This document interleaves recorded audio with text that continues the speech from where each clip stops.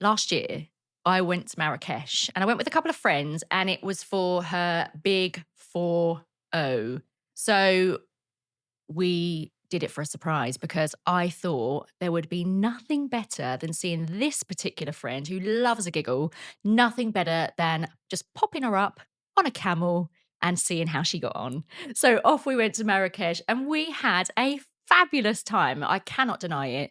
We stayed outside the main center of Marrakesh in an all inclusive hotel. We had a lovely apartment, and just outside our apartment was our own swimming pool that served just our block, very VIP. We had some lovely food there at the all inclusive. There was a hammam on site, so we went and did a little bit of that. And we got our own VIP driver, gorgeous car, air conditioned, and he took us around to see the sights. We came home having felt like it was a really great break, lots of laughs, great time, good food, but I wasn't pulled to go back there again. There was nothing in me that thought, had such a great time in Marrakesh that, it's inspired me to go back. Yes, absolutely we'll go away with the friends again, but to that location, probably not. Now, fast forward, I get home and I tell my sister about my trip to Marrakesh. And do you know one of those moments when your family, they're not angry with you, they're just very disappointed? And that's exactly what my sister felt about my trip to Marrakesh because I had promised her that we would go as sisters because we do a sister trip every year. So when she's seen that I've been to Marrakesh with some other friends, she's not altogether that happy. But I say, I'll go with you as well. So this year, me and my sister, we headed off back to Marrakesh. Only this time we did it very differently. Instead of opting for the all inclusive big resort outside of the city, we went for a traditional riad right in the heart of Marrakesh. It was absolutely phenomenal. The staff there were incredible. They were from Marrakesh. They treated us like we were family. We were invited to go anywhere we wanted to within the riad. There were little tortoises wandering around, amazing traditional food in the riad. It was just fabulous.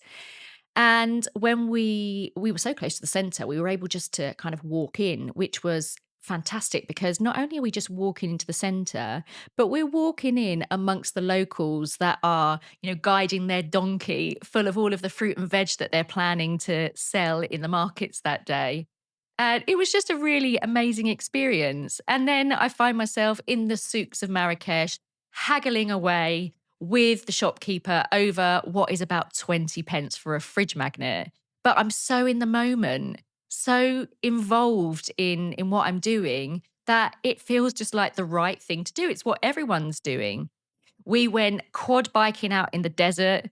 And I'd like to say that we were going crazy over the sand dunes, but absolutely not. We were right at the back. Everyone else was in front of us. No one to eat our dust as we went along at about 3 miles an hour on a quad bike, with our hair wrapped in cloth, looking very, very cool, of course.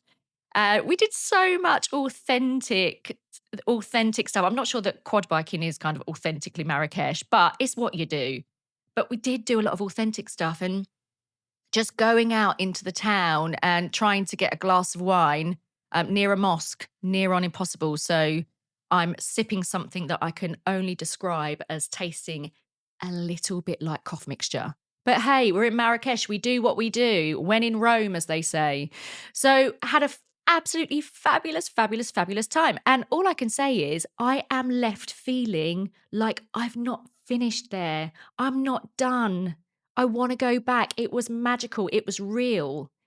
And so different to the first trip when I went into kind of what was quite a commercialized environment in an all inclusive hotel.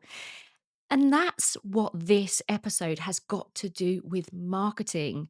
Your customers, they don't want to see the fake, polished version of you that has been curated just for them. They want to see you. They want to see the real you. They want to see the raw, unpolished version, the one that shows them who you are, what you stand for, how you help them. So if you are a little bit sweary, why hide that? If you're a bit quirky, don't hide it. If you're a bit fun, be that person. That's what people connect with. They connect with the experience of you and your business. They don't connect with all of that polished marketing stuff. So that's what I really want you to think about from this episode. So for me, authenticity is your fast track to sales when you can truly be who you are. So hide, if you're hiding behind that polish, that exterior, and worrying that, are they actually going to like the real me? Are they actually going to appreciate what I do? What if the competition come out of the woodwork and say what I'm talking about is absolute rubbish? What if people think that I'm not an expert or I'm not good enough? So all of those things can hold you back. It's pushing past it and proving to yourself it doesn't matter. Being you, being unapologetically you, being the authentic version of who you are, that is what you need to bring into the environment so that your customers can really connect with you, because people do business with people. So yes, on the face of it, you might be a brand, but underneath, it's people that make brands come to life, and you are that person to make yours come to life.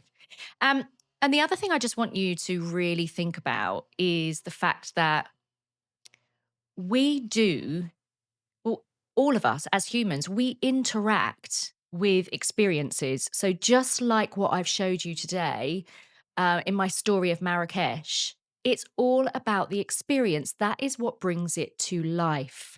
So not only should you be unapologetically you, but you should bring about an experience that your customers can really enjoy, that your customers can get value from. So let me give you some examples of this. So you're in an experience right now. You're experiencing me. Some of you watching this now will think she's an absolute knob, and I'm all right with that. You're not my people. And other people will think, do you know what? She's all right. She knows what she's talking about. Welcome, you guys. Welcome. And I'm all right with that. It's all good. You will find that some people will be drawn towards you, some people won't be. And just accept that being a little bit Marmite is a good thing. Some will love, some will hate. But if you're just going to be, middle of the road like everyone else, then you're not really going to stand out. You're going to stand for nothing. And then how do you actually attract people if you're just kind of middle of the road? So just be you, people. Just be you. Now, let's get back to this thing about experiences. Now, as you would have heard if you've listened to my other podcasts, I always talk about 7 to 15 interactions. And that's what it takes for somebody to get to know a brand. 7 to 15 interactions is what it takes for somebody to know, like, and trust you. So I'm not going to bang on about that too much. But what I do want to say is when you give somebody an experience, I like to think of that as accelerating the process of the relationship. So normally 7 to 15 interactions might be several social media posts, several emails, seeing you several times at, I don't know, different events that you go to. So it takes a long time to clock those interactions up. But when you put on an experience for someone, I reckon it stands for about 5 touch points all in one. So if you think about the fact that you're trying to build 7 to 15, by simply putting on an experience for someone, you're getting 5 straight away. We are nearly there, because if they like you from that experience, then they've had a deeper understanding of what you're all about, how you help them. And if they like you, they're much more likely to move forward at pace. Okay, so it's basically speeding up the fast track to getting more leads in for your business if you can create that experience for them. Now, you might be sitting there thinking, well, Victoria, that's all well and good, but how do I do this? Like, how do I create this experience for them? No one's inviting me onto their podcast. No one's asked me to do a keynote speak. No one's asked me to do any of that stuff. So how am I going to create this experience? Yeah, absolutely. Getting on a podcast, going and being a keynote speaker somewhere, that's definitely going to create experiences for you. And that will absolutely give you those minimum of 5 interactions when you've actually held that. But here's the thing. Do you need a permission slip for you to create your own stage? Do you need someone to tell you that it's okay for you to go and create your own experiences? No, you do not. Back yourself and make your own stage. You can do that. Nothing's stopping you from doing it. And it doesn't have to be kind of all the bells and whistles. There's so much that you can do. I'm doing a podcast. It's something I've wanted to do for a little while. I'm finally doing it. And I'm pleased that I am, because this is creating a stage. You can do the same. But if you don't want to go down the route of actually, committing to a podcast, you can run a webinar. Set up a webinar about a topic that your customers really want to hear about, something that helps them, something that moves them forward, and set your own stage. Invite them along to it.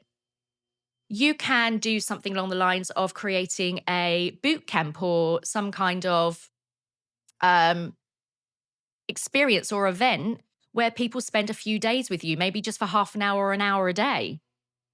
And you help them to make progress on those few days, to the point where they've got to know you so much that when you say at the end to them, look, I've got you this far, but I want to take you even further. And this is how you do that. And this is my offering. And this is how much it costs. They're much more likely to buy from you, because you've created a really good experience. You've elevated yourself in their mind. You're on a pedestal. Your personality, your capability, your experience, you are on a pedestal now to them. So they will naturally want to then go further and take that next step with you. And a significant percentage of those people that have been with you on that experience will go forward. Now, it doesn't even need to be a webinar or a boot camp or a podcast. It could be that you record some video footage, or you record some really nice, helpful videos, or a video series. Again, that is your stage. And when somebody's spending time with you where they can see you, your personality, what you stand for, that is also going to accelerate that relationship with them. There's all sorts of things you can do, free challenges. You can do some behind the scenes stuff, even. Behind the scenes stuff's awesome, because that's really the unpolished version of you, especially if you let it be. And again, let that behind the scenes stuff really be unpolished, not something that you've really curated for them. Just, again, unapologetically you. I can't say that enough. You do not need permission from anyone to create your own stage. So just get out there and do it. Okay? So here's some key things that I want you to think about, some key actions that you can take from today. First of all, think about, where are you actually polishing yourself up instead of being the raw you, the person that you are?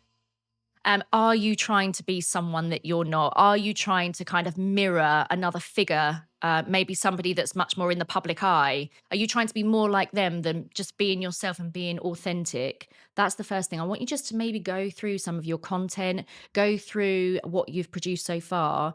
Make sure that you're being you. That's the first thing. And if you're not, what needs to change to make it you? The second thing I'd like to have a little think about is, what can you design this week, not next week, this week, that is maybe a 15-minute experience? That could be going live on one of your social media channels. That could be setting up a webinar. Whatever it is, what can you do that gives a 15-minute experience of who you are and your expertise and helping your ideal customers in some way? So that is your task. That is your challenge, to create something that's about 15 minutes. Okay. Then, once you've done that and you've got a little bit of confidence behind you, I want you to think about something that you can do that's a little bit on a bigger scale. So, can you go and find a way to be a keynote speaker on stage?